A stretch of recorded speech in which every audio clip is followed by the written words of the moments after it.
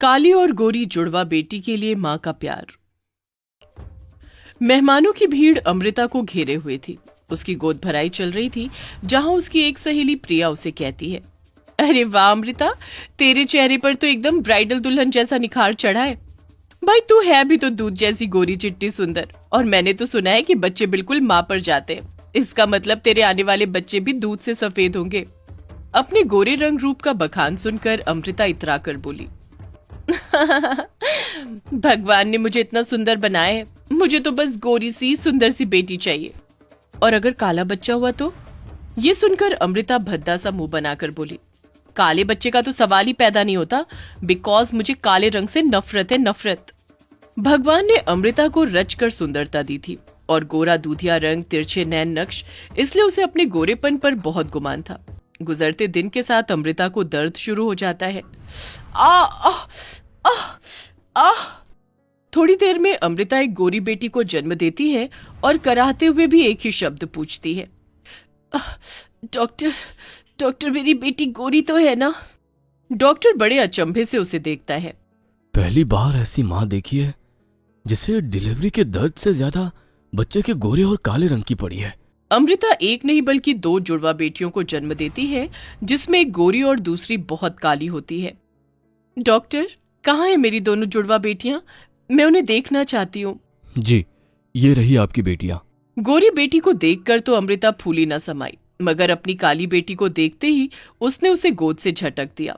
अमृता, पागल हो गई हो? अगर अभी मैंने संभाल ना लिया होता तो गुड़िया गिर जाती।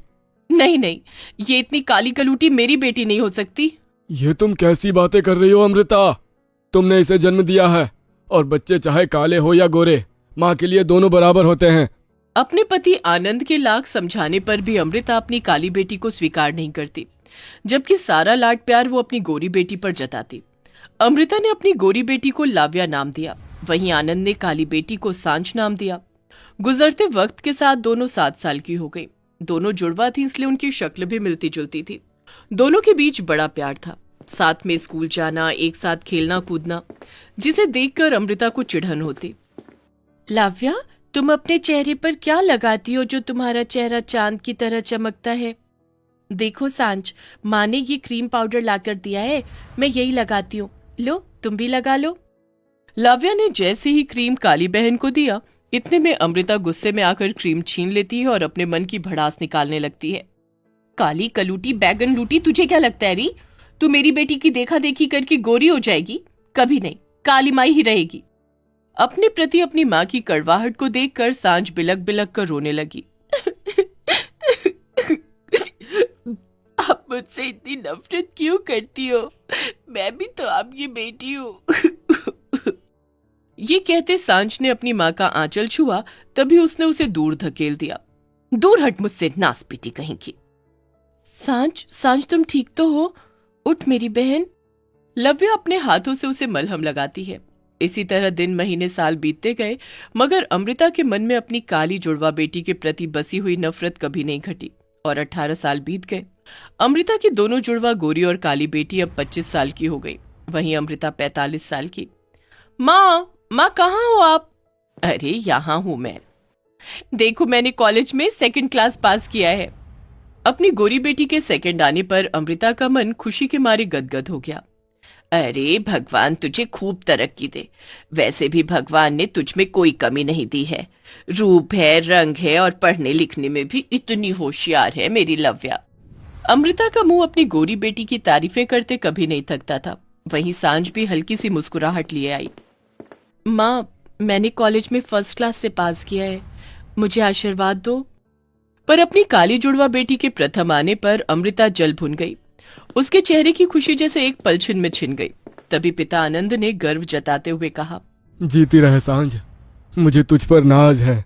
दोनों की पढ़ाई पूरी होने के बाद अब उनके लिए रिश्ते ढूंढे जाने लगे, मगर सांझ के कालेपन के कारण 2 रिश्ते टूटने के बाद अमृता का मन खट्टा हो गया और वो खुद में बड़बड़ाने लगी।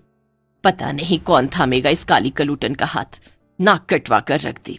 अब तो बस कोई भी गरीब घरवर देखकर इस कल्लू माई को रफा दफा कर दूंगी, और उसके बाद अपनी लाव्या की शादी धूमधाम से बड़े घर में करूंगी।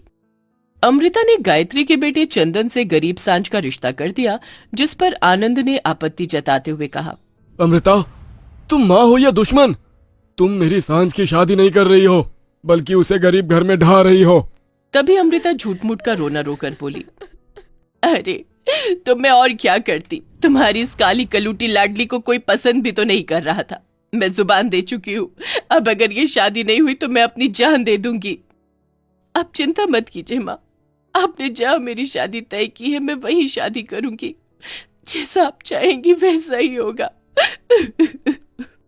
ये कहते कहते अमृता की काली बदकिस्मत बेटी उसके पैरों में सिसक सिसक कर रोने लगी। खर्चे से बचने के लिए एक मामूली सी बारात घर में 4 लोगों में शादी कर दी गई। यहाँ तक कि उसकी प्यार भरी विदाई भी हो रही थी। बाबा, बाबा। जा मेरी बच्ची, भगवान करे तेरे ससुराल में तुझे हर खुशी मिले। अच्छा माँ, मैं चलती हूँ। सांझ टूटा मन लिए अपने गरीब ससुराल आ गई, जहाँ गायत्री ने उसका दिल से स्वागत सत्कार किया। आओ दुल्हन, ये हम गरीबों का सौभाग्य है जो तुम इस घर की लक्ष्मी बनकर आई हो। अपनी सास के मन में ऐसे स्नेह को देखकर सांझ के मन के सारे घाव भर गए। वहीं दूसरी तरफ अमृता ने अपनी गोरी बेटी लाव्या की शादी दौलतमंद घर देखकर, बहुत सा दान दहेज देकर पूरे धूमधाम से निरंजन के बेटे अजिंक्य से कर दी। समधन जी, मैंने अपनी बेटी को बड़े नाजों से पाला है। फूल सा नाजुक शरीर है इसका, इसे खुश रखना। जा लाव्या बेटी, अपने ससुराल में खुश रहना। आप बिल्कुल भी चिंता मत कीजिए अमृता जी, आज से आपकी बेटी मेरी बेटी है। निरंजना ने ऐसा कहकर अमृता को यकीन तो दिला दिया, मगर अमृता को कहाँ पता था कि लाव्या की जिंदगी में पहाड़ सा दुख भोगना लिखा है। लाव्या हर लड़की की तरह आंखों में ढेरों सपने लेकर ससुराल चली जाती है, मगर शादी के अगले दिन से निरंजना अपनी बहू के साथ किसी नौकर से भी बदतर बर्ताव करने लगती है और झाड़ू मारकर उसे उठाती है। अरे अरे ओ कामचोर, चल उठ जा और आधे घंटे के अंदर पूरे घर की सफाई कर। पर सासू माँ, इतने बड़े घर में नौकर चाकर नहीं है क्या? ओ अच्छा, तो अब लाडो रानी को नौकर चाहिए। क्यों री, तू आसमान की हूर पर ही उतर कर आई है? चल जल्दी से सफाई कर, नहीं तो ये गोरी चमड़ी झाड़ झाड़ कर राख कर दूंगी। उसी दिन से लाव्या अपने ससुराल में डरी सहमी सी रहने लगी, तो वहीं सांझ अपने गरीब ससुराल में खुशियों भरी जिंदगी बिता रही थी। गुजरते दिन के साथ दोनों जुड़वा बहनें प्रेग्नेंट हो गई। अधिकतर काम करने की वजह से लाव्या एकदम कमजोर हो गई।